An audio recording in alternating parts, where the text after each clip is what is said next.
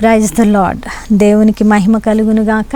మరి ఈరోజు దేవుడు మనతో మాట్లాడుతున్న బలమైన మాటలు ఏమిటి అంటే, చాలామంది మరి ప్రార్థనలకు జవాబులు రావాలని హృదయంలో ఒక ఆశ కలిగి దేని నిమిత్తమై ప్రార్థిస్తూ ఉన్నారో ఆ ప్రార్థనల ఫలము చూడాలని ఆశపడుతూ ఉంటారు. అవును కదండి. హృదయ వాంఛ తీర్చబడాలని తప్పిస్తూ ఉంటారు, ఆయన సన్నిధిలో కనిపెడుతూ ఉంటారు. దేవునికి మహిమ కలుగునుగాక. మరి దైవిక వాగ్దానాలు అన్నీ కూడా క్రీస్తు నామము పేరిట అవునన్నట్లుగా ఉన్నాయని లేఖనాలు స్పష్టపరుస్తూ ఉన్నాయి. మన హృదయ వాంఛ దైవిక వాక్కు చిత్త ప్రకారమైనది అయితే తప్పకుండా అది తీర్చబడుతూ ఉన్నది. ప్రియమైనటువంటి వాళ్ళారా, మరి ఈరోజు మనం మాట్లాడుకునేటువంటి అంశం ఏమిటి అంటే, హృదయ వాంఛ ఎలా తీర్చబడుతుంది? దేవుని నామానికి మహిమ కలుగునుగాక. ప్రియ సహోదరి సహోదరుడా, ఎన్నో రోజులుగా లేదంటే ఎన్నో నెలలుగా లేదంటే ఎన్నో సంవత్సరాలుగా ప్రార్థిస్తున్నావా? ఏదైనా ఒక హృదయ వాంఛ తీర్చబడాలని ఆశ కలిగి ఆయన సన్నిధిలో ఎదురు చూస్తూ ఉన్నావా? అయితే శుభ వాగ్దానము. ఈరోజు దేవుడు నీ హృదయ వాంఛను తీర్చడానికి ఇష్టపడతా ఉన్నటువంటి దేవుడుగా ఉన్నారు. అయితే మరి ఆ హృదయ వాంఛ ఎలా తీర్చబడతా ఉన్నది, దాంట్లో ఉన్నటువంటి లోతైన సత్యం ఏమిటి అనేటువంటి వాస్తవాన్ని మనం మాట్లాడుకుందాం. కీర్తనలు 37:4 వాక్యాన్ని నేను చదువుతూ ఉన్నానండి. యెహోవాను బట్టి సంతోషించుము, ఆయన నీ హృదయ వాంఛలను తీర్చును. దేవుని నామానికి మహిమ కలుగునుగాక. ప్రియ సహోదరి సహోదరుడా, మరి నేను ప్రతిరోజు యూట్యూబ్ ఛానల్లో ద మిర్రర్ ఆఫ్ క్రైస్ట్ నుంచి ప్రతిరోజు డైలీ వాగ్దానం ఇస్తూ ఉంటాం. నేను ఎప్పుడైనా ఈ వాగ్దానాన్ని ఇచ్చినప్పుడు చాలామంది కామెంట్స్లో ఏం పెడతా ఉంటారంటే, ఆమెన్ ఇది నా కోసమే దేవుడు నాతో మాట్లాడారు అని చెప్పి సంతోషంగా కామెంట్స్ పెడుతూ ఉంటారండి. దేవునికి మహిమ కలుగునుగాక. మంచిదే, కాదని అనడం లేదు. అయితే ఈ వాగ్దాన నెరవేర్పు ఎవరి విషయంలో జరుగుతూ ఉన్నది? అసలు ఈ వాగ్దానము మన జీవితంలో నిజంగా మన హృదయాలలో ఉన్న వాంఛ తృప్తిపరచబడుటకి దేవుడు ఏ ఆజ్ఞను జారీ చేశారు అనే వాస్తవాన్ని మనం మర్చిపోతూ ఉంటాం. ఏదైనా వాగ్దానము మనకు అనుకూలముగా వచ్చినప్పుడు ఇది నా కోసమే అని ఒక భావన ప్రతి హృదయంలో వస్తుంది. అయితే అది మన కోసమే దేవుడు మాట్లాడారు అని అనుకున్నప్పుడు దాన్ని మనము కన్ఫర్మ్ చేసుకోవడానికి ఖచ్చితంగా వాగ్దానానికి పైన కింద ఉన్న వచనాలు, అలాగునే అది ఏ సందర్భంలో చెప్పబడి ఉన్నది అనేటువంటి వాస్తవాలను మనము తెలుసుకోవలసిన వారమై ఉన్న ప్రియమైనటువంటి వాళ్ళారా. మరి 37వ అధ్యాయము 1 నుంచి గనక మనం చూసినట్లయితే, చెడ్డవారిని చూచి నువ్వు వ్యసనపడకు, దుష్కార్యములు చేయువారిని చూచి మత్సరపడకు. వారి గడ్డి వలె త్వరగా ఎండిపోదురు, పచ్చని కూర వలె వాడిపోదురు. యెహోవా యందు నమ్మిక ఉంచి మేలు చేయము, దేశమందు నివసించి సత్యమును అనుసరించుము. తర్వాత చెప్పబడిన మాట, యెహోవాను బట్టి సంతోషించుము, ఆయన నీ హృదయ వాంఛలు తీర్చును. అయితే మానవులుగా మనలో ఉన్న ఉద్రేకాలను మనము లోపరుచుకొని మనము దేశమందు నివసిస్తూ సత్యము అనుసరిస్తూ ఉన్నప్పుడు, మరి అనుసరిస్తూ ఏ పరిస్థితిలో అయినా యెహోవా యందు నమ్మిక ఉంచి సంతోషించినప్పుడు మాత్రమే మన హృదయ వాంఛ తీర్చబడతా ఉన్నదని ఇక్కడ లేఖన భాగంలో స్పష్టంగా చెప్పబడుతూ ఉన్నది. యెహోవా యందు నమ్మిక ఉంచి మేలు చేయము, దేశమందు నివసించి సత్యమును అనుసరించుము. దానిపైన ఉన్నటువంటి విషయాలు మనం చూస్తే మనలో ఉన్నటువంటి మరి ఆ యొక్క ఉద్రేకాల గురించి చెప్పబడింది. ప్రియమైనటువంటి వాళ్ళారా, దేశమందు నివసించి సత్యాన్ని అనుసరించాలట. ఏంటండి అసలు సత్యం అంటే ఏంటి అంటే, మనం యోహాను సువార్త 14వ అధ్యాయం 6వ వచనంలో మరి క్రీస్తు ప్రభువారు అంటారు, నేనే మార్గము, సత్యము, జీవమునై ఉన్నాను. నా ద్వారా తప్ప ఎవ్వరూ కూడా తండ్రి యొద్దకు రావడానికి అవకాశము లేదనే వాస్తవాన్ని మరి ఆ యొక్క వాక్య భాగంలో మనం చూస్తున్నాం. ఆయనే మార్గము, ఆయనే సత్యము, ఆయనే జీవము. దేశమందు నివసిస్తూ సత్యము అనుసరిస్తూ యెహోవా యందు నమ్మిక ఉంచుము, అప్పుడు ఆయన నీ హృదయ వాంఛలను తీర్చును. మరి ఈ వాగ్దానంలో ఎన్నో ఆజ్ఞలు ఇమిడి ఉన్నాయి. ప్రియమైనటువంటి వారలారా, మనం యోహానుకు రాసిన మొదటి పత్రిక 2వ అధ్యాయంలో చూస్తే అసలు సత్యము అంటే ఏంటి అనే వాస్తవాన్ని మనం చూడవచ్చు. 4వ వాక్యాన్ని చదువుతూ ఉన్నాను. తెలిసి మరి ఇక్కడ మనం చూసినట్లయితే, మరియు మనం ఆయన ఆజ్ఞలను గైకొనిన ఎడల దీని వలననే ఆయనను ఎరిగి ఉన్నామని తెలుసుకుందుము. మనము ఆయనను ఎరిగి ఉన్నామని ఎప్పుడు తెలుసుకుంటామంటే ఆయన ఆజ్ఞలను మనము పాటించినప్పుడు. అలాగే ఆయనను ఎరిగి ఉన్నానని చెప్పుకొనుచు ఆయన ఆజ్ఞలను గైకొనని వాడు అబద్ధికుడు, వానిలో సత్యము లేదు. దేవుని నామానికి మహిమ కలుగును గాక. అక్కడ దేశంలో నివసించుచు సత్యమును అనుసరించుము అనే మాటను మనం చూస్తున్నాం. ఇక్కడ చూసినట్లయితే ఎవరైతే దేవుని ఆజ్ఞలు గైకొనరో వారు అబద్ధికులట, వారిలో ఏం లేదట, సత్యము లేదట.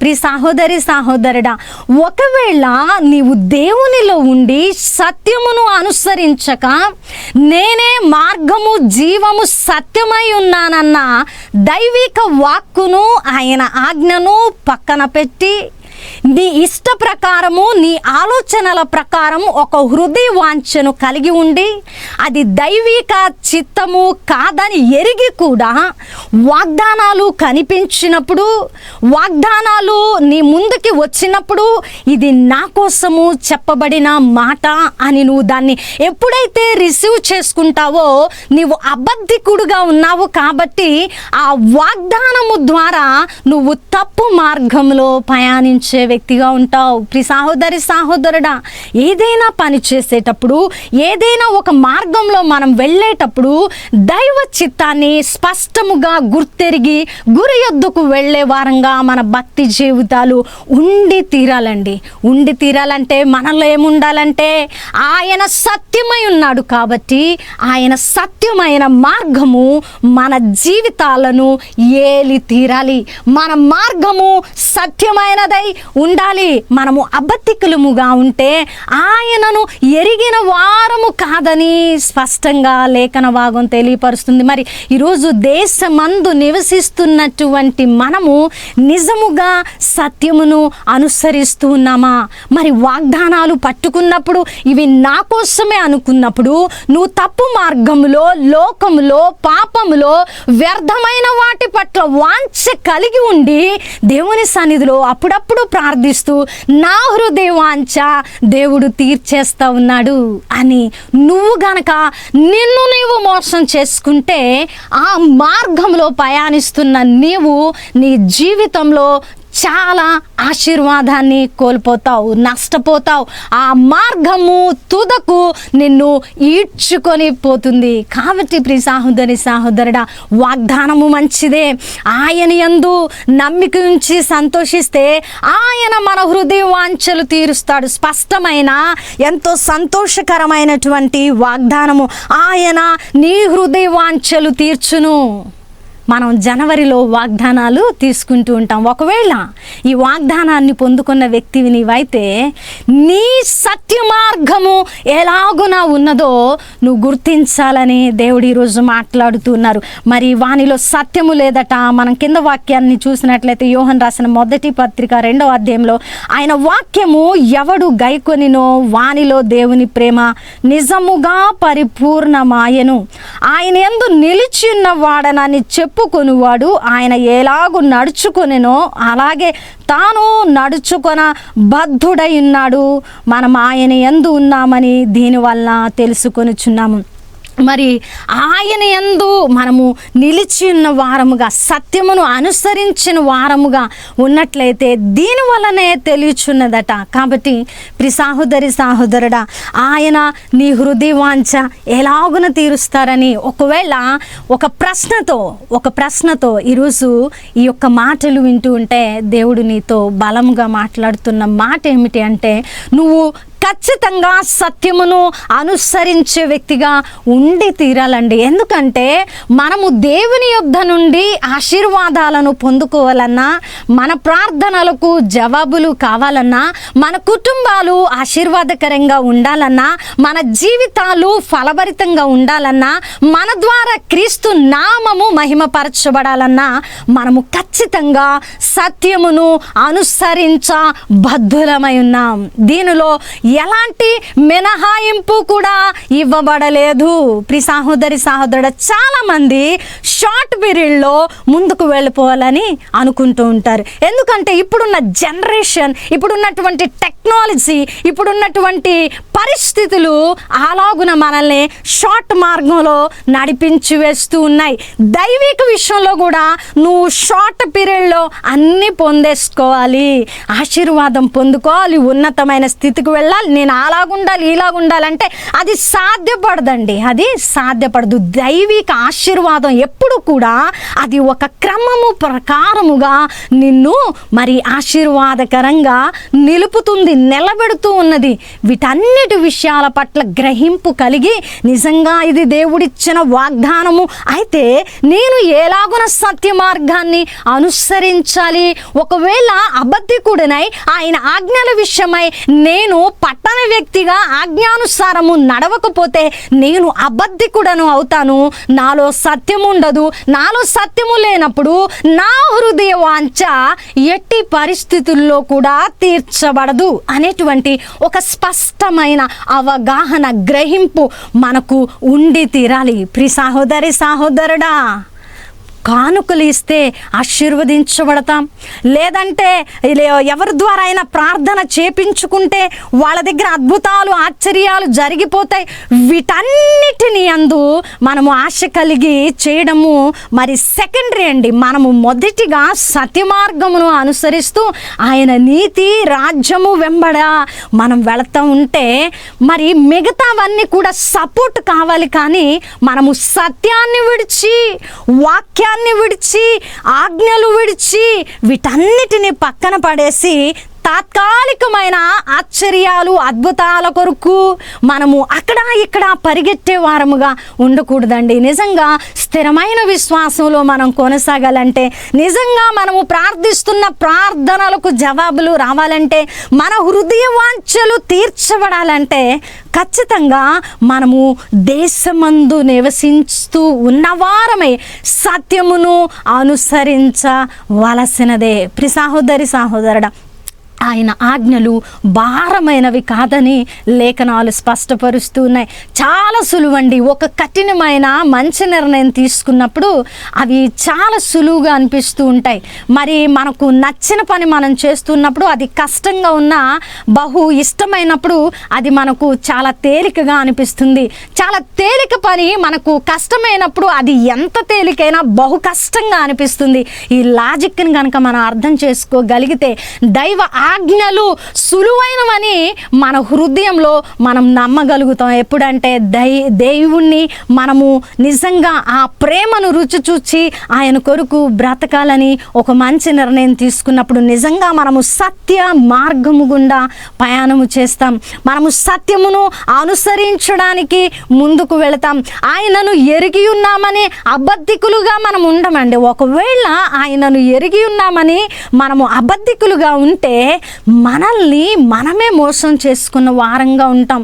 వాగ్దానాలు వింటూ ఉంటాం, ప్రసంగాలు వింటూ ఉంటాం, సంఘానికి వెళుతూ ఉంటాం, ప్రార్థనలు చేస్తూ ఉంటాం. కానీ అసలైన ఫౌండేషన్, అసలైన మరి మన జీవితంలో మరి సత్యము అనేటువంటి ఆ యొక్క మార్గము, దైవ ఆజ్ఞలు, మరి నీతి మనలో మిస్ అయిపోతే అవన్నీ కూడా వ్యర్థమే, సమయము వ్యర్థమే. కాబట్టి లోకస్తుల లోకస్తులకు మనకు ఒక డిఫరెన్స్ ఉండే విధంగా, ఒక వ్యత్యాసము కలిగిన భక్తి జీవితం మనలో ఉండి తీరాలండి. లోకస్తుల వలె మనము కూడా కొనసాగిపోతూ ఉంటే సత్యమును ఎరిగిన దేవుడిగా మనము ఎలాగున ఉన్నవారముగా ఉంటాం.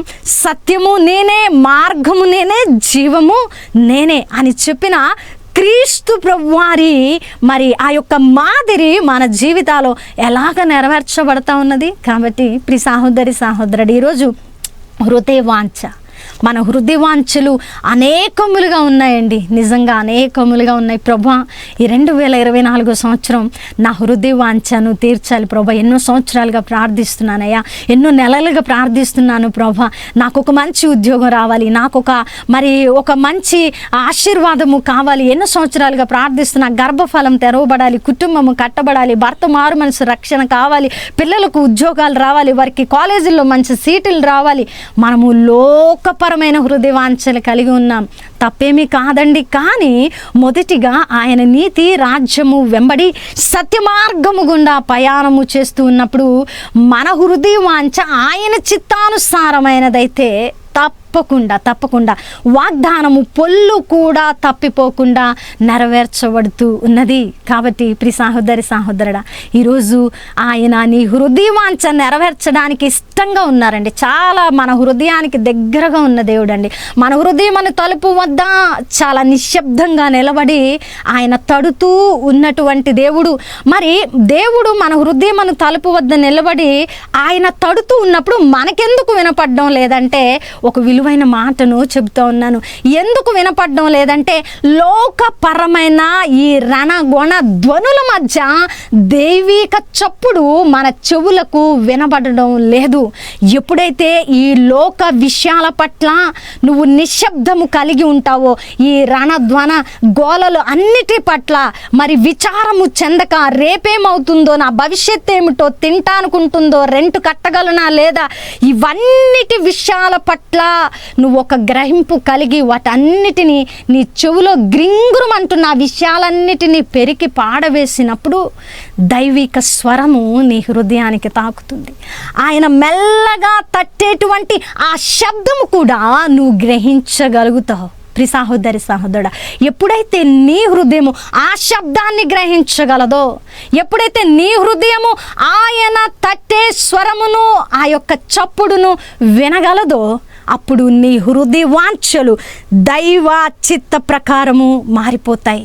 ఆయన సత్యమును అనుసరించి నడిచేటువంటి హృదయ వాంఛలు నీ హృదయంలోకి వస్తాయి. ఎప్పుడైతే ఆ హృదయ వాంఛలు నీ హృదయంలోకి వస్తాయో ఏం జరుగుతుందండి?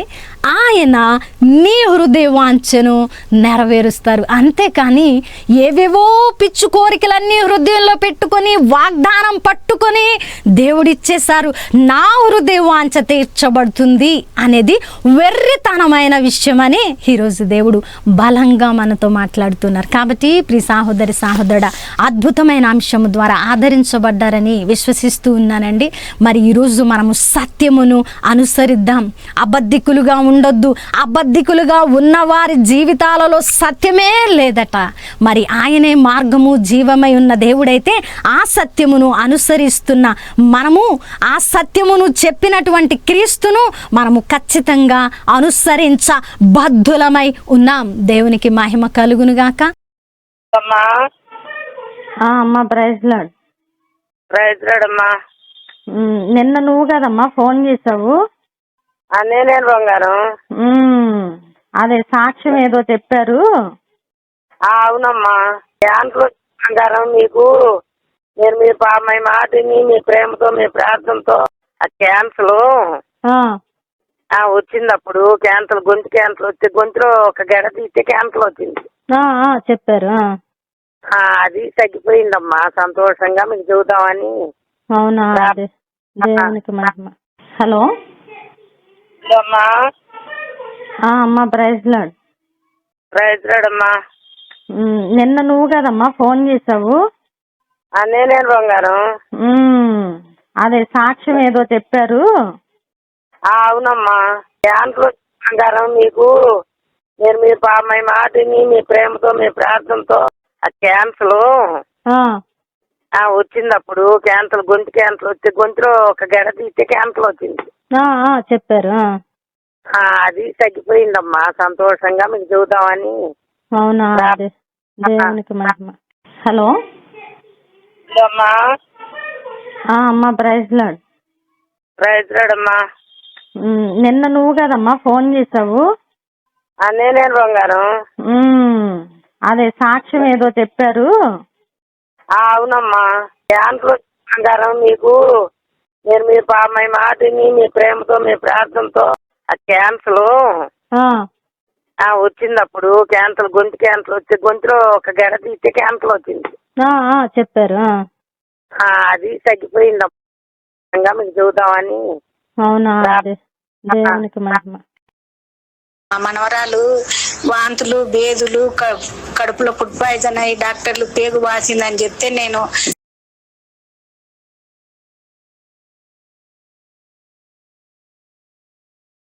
వాక్యం ఏంటంటే వెంటనే మీకు ప్రోగ్రామ్ అయిపోయిన తర్వాత మీకు ప్రార్థన చేయించినాను. పాపకు వాంతులు తగ్గినాయి, బేదులు తగ్గినాయి. అప్పటి నుంచి మీ వాక్యం పైన నాకు గురి ఏర్పడి ఎప్పుడు శుక్రవారం వస్తుందా అని ఎదురు చూసిన. నాదైతే నంద్యాల డిస్టిక్ ఆళ్ళగడ్డ తాలూకా సిరివెల్ల మండలం గోవిందపల్లె గ్రామం అమ్మ, చిన్న గ్రామం. ఇదే నా సాక్ష్యం అమ్మా. దేవునికి స్తోత్రం. మీ సంఘానికి వందనాలు, మీకు వందనాలమ్మా. వందనాలమ్మ గారు. మా మనవరాలు వాంతులు బేదులు కడుపులో ఫుడ్ పాయిజన్ అయ్యి డాక్టర్లు పేగు వాసిందని చెప్తే నేను సేవకులతోన్న ప్రార్థన చేయించుకుందామని టీవీ ఆన్ చేస్తే అలా శుక్రవారం ఆ రోజు మీ లైవ్ ప్రోగ్రామ్ వస్తున్నది. నాకు ధైర్యం వచ్చింది. వాక్యం ఏంటంటే వెంటనే మీకు ప్రోగ్రామ్ అయిపోయిన తర్వాత మీకు ప్రార్థన చేయించినాను. పాపకు వాంతులు తగ్గినాయి, బేదులు తగ్గినాయి. అప్పటి నుంచి మీ వాక్యం పైన నాకు గురి ఏర్పడి ఎప్పుడు శుక్రవారం వస్తుందా అని ఎదురు చూసిన.